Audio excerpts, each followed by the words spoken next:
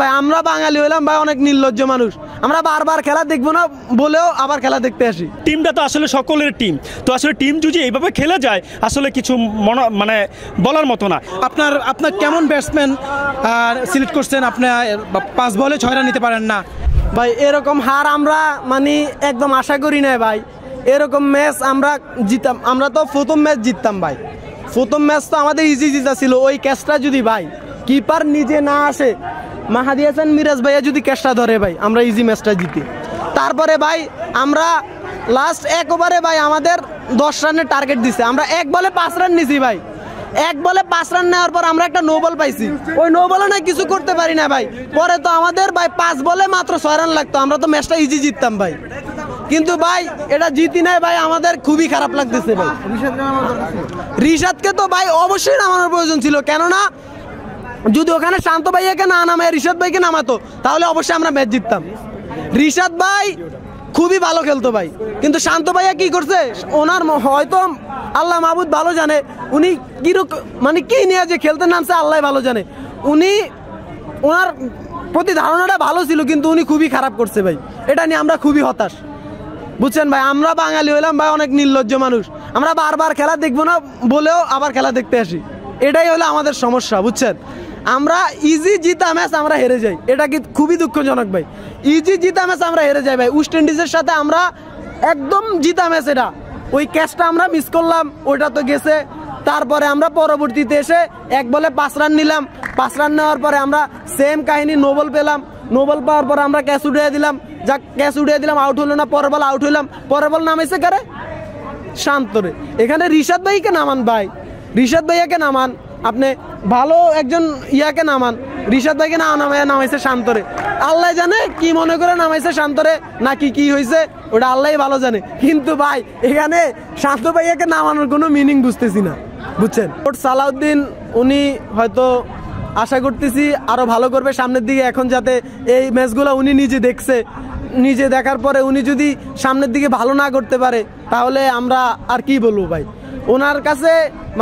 ওনার কাছে বারবার আমরা রিকোয়েস্ট করবো যে সামনের দিকে যাতে ভালো করে ভাই। এখানে বিদেশি ব্যাটিং কোচ দরকার। এখানে বাংলাদেশের যে ব্যাটিং কোচ সালাউদ্দিন স্যার, তাকে দিয়ে ব্যাটিং কোচ হচ্ছে না। তাকে ব্যাটিং কোচ আনার পরে বাংলাদেশে বোলিং মোটামুটি লাইনে ভালোই আছে, কিন্তু ব্যাটিংয়ের জন্য প্রতিটা ম্যাচ হারতেছে। প্রতিটা ম্যাচ 200, 220, 180 এভাবে রান করলে তো ওডিআই ম্যাচ জিতা যায় না ভাই। ওডিআই ম্যাচের টার্গেট থাকে ভাই 280 থেকে 300 প্লাস 350 স্পোর্টিং উইকেট থাকে। কিন্তু এখানে সালাউদ্দিন স্যার আসার পরে ব্যাটিংয়ে একদম ধরা আসা চলে গেল। অথচ এখানে বলিংয়ে ভালোই করতেছে, এবং মিরাজ তো ওখানে বলিংয়ের প্রশ্নই না। মুস্তাফিজের ওখানে বেতবারে বোলিং করবে আপনার মুস্তাফিজুর রহমান, ওখানে মিরাজ আইসা 13 বল লাগে 20 রান, ওখানে মুস্তাফিজ সে 6 খাই গেল। তারপর 12 বলে লাগে আপনার 13 রান, তখন তো ম্যাচটা একবার হাত থেকে ফসকে গেল, বের হয়ে গেল। তারপরও ম্যাচটা সাইজ বাসান যেভাবে হোক লাস্টে 5 রান লাগে একেবারে, তখন 4 রান দিয়ে টোরো করে দিল। পরবর্তী যে 14 বলে 39 রান করছে রিশাদ হোসেন, সেই রিশাদ হোসেনকে আপনি সুপার ওভার নামাইলেন না। আপনি কাকে নামাইলেন? শান্তকে নামাইলেন। এবং সৌম্য সরকার নামাইলো, কিন্তু সৌম্য সরকার নো বল পাইলো, ফ্রি হিট পাইলো, কিন্তু সে রান করতে পারলো না, আউট হয়ে টেবিলনে ফিরে গেল। কিন্তু এখন রিশাদকে নামানোটা একদম ইম্পর্টেন্ট ছিল, কিন্তু রিশাদের সাথে এগুলো ঠিক হয় নাই। রিশাদকে নামালে আমরা ম্যাচটা জিততে পারতাম। রিশাদ খেলতে পারলো আমাদের সুপার ওভারে। তাকে নবী কিভাবে মারলো, এবং যেখানে রানটা মোটামুটি আপনার 250-র মধ্যে থাকে। আমি আপনার হচ্ছে আফগানিস্তান ভার্সেস বাংলাদেশ একদম লার্জেস্ট ওডিআইটা সেটা বলতেছি, রানটা কিন্তু আপনার 250-র আশেপাশে থাকে। সেক্ষেত্রে মিরাজ বল করতে আসলো আর নবী তাকে মেরে রানটা অলমোস্ট 300-র কাছাকাছি নিয়ে গেল। এটা তো ভাই আপনি ক্যাপ্টেন হয়েছেন বা আপনি দলের একজন ক্যাপ্টেন, আপনি আপনার মন মতো সব কিছু করবেন। ইভেন আজকে আপনি দেখেন মুস্তাফিজের ওভার আছে, তারা মুস্তাফিজকে বল না দিয়ে সে বল করলো, কেন সে বলে আসলো? এখানে তো তার বল আসার কোনো আমি দেখতেছি না ভাই। আমি একজন ক্রিকেট প্রেমী হিসাবে আমি মনে করি যে বাংলাদেশ ক্রিকেট বোর্ড এবং বাংলাদেশ ক্রিকেট বোর্ডে যারা আছে তাদেরকে বাদ দিয়ে ডেলে সাজানো হোক। আমার একটা ভাই বলে গেছে, উনিও ক্রিকেট প্রেমী, উনি যেটা বলছে মাশরাফি কিংবা মাহমুদুল্লাহ রিয়াদ, মুশফিক এদের মতো এক্সপিরিয়েন্স, তামিম ইকবাল ওদের মতো এক্সপিরিয়েন্স প্লেয়ারদেরকে এনে 5 যারা ছিল তাদেরকে এখানে ম্যানেজমেন্টে এনে দলটা ডেলে সাজানো উচিত, এটাই আমি মনে করি। আসলে আপনি ওপেনিং কাকে নামাচ্ছেন? সুপার ওভারে খেলতে হলে যে আসলে ওপেনিং ব্যাটসম্যানগুলো রান করে দিবে, মাত্র 2টা ব্যাটসম্যানের খেলা, সেখানে আপনার রিশাদ হচ্ছে 14 বলে 40 করছে, আপনি ওপর রিশাদকে দিবেন। তারপরে হচ্ছে এখানে সুহানটা আপনি নিতে পারতেন, সোহান স্ট্রাইক রেট ভালো ছিল, তারপরে এখানে তাহিদ হৃদয়কে আপনি দিতে পারতেন। সালাউদ্দিন স্যার কোচ কী করলো, সেখানে বারবার শান্তকে বারবার পুশ করছিল।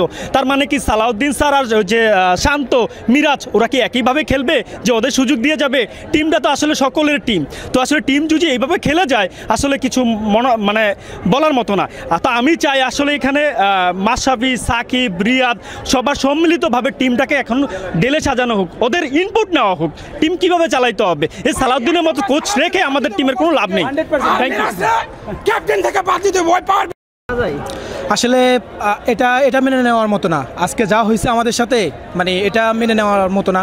আপনি দেখেন লাস্ট 5টা বলে 6 রান, সুপার ওভারে খেলা, আমাদের গ্রাউন্ড, আমাদের সাপোর্ট, আমরা 5 বলে আগে যা হয়েছে সেটা ওভার, সেটা বাদ দেন। আপনি মিরাজ ক্যাচ ছাড়ছে, লাস্ট বলে সোহান ক্যাচ ছাড়ছে, এটা আপনি বাদ দিয়ে দেন। কিন্তু লাস্ট 5 বলে আপনি 6 রান সুপার ওভারের মতো একটা ম্যাচে আপনার কেমন ব্যাটসম্যান সিলেক্ট করছেন, আপনি 5 বলে 6 রান নিতে পারেন না, এটা আসলে ভাই মানার মতো না। আই এম ভেরি চিক। আসলে এটা এরকমও ম্যাচ হারা যায় যে এই সুপার ওভারে হোয়াইট আসে, অলরেডি নো বল আসে, ফ্রি হিট থাকে, এরকম ম্যাচও হারা যায়। এটা আনবিলিভেবল ভাই, এটা আসলে আনবিলিভেবল, এটা মানার মতো না। আমরা আসলে জিতা ম্যাচটা আমরা আজকে হেরে গেছি, খুব হতাশাগ্রস্ত আমরা। অ্যাট ফার্স্ট আমার ভাতিজাকে নিয়ে আজকে খেলা দেখতে আসছিলাম যে আজকে আমরা জিতে যাব আর কি, এমন একটা উদ্যোগ নিয়ে আসছিলাম, কিন্তু আজ খুব হতাশা। আমাদের মেরাজের ক্যাপ্টেন্সি, সোহানুর রহমান সোহানের উইকেট কিপার, আমরা তো সুপার ওভারে আগেই আমরা পেরে গিয়েছিলাম, কিন্তু আসলে দুঃখের বিষয় সোহানুর রহমান সোহান নিজে একজন উইকেট কিপার হয়ে সে ক্যাচ মিস করে। এর চাইতে আর দুঃখ কী হতে পারে? আর কি বলবো, আর আমাদের রিশাদ হোসেনকে সুপার ওভারে দেওয়া হয় না, দেওয়া হয় শান্ত, দেওয়া হয় সাইফ, ঠিক আছে, দেওয়া হয় সৌম্যকে, কেন রিশাদকে নামানো হয়নি? আমাদের বিসিবির দুর্বলতা আছে, আমাদের ক্যাপ্টেন্সির দুর্বলতা আছে।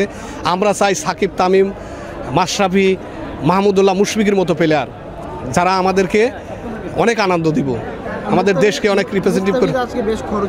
হ্যাঁ, মুস্তাফিজ আসলে অনেক চেষ্টা করছে, তারপরেও কি বলবো, আর সবাই ওভারঅল চেষ্টা তো সবাই করে, কিন্তু তারপরেও আমরা তো হতাশাগ্রস্ত।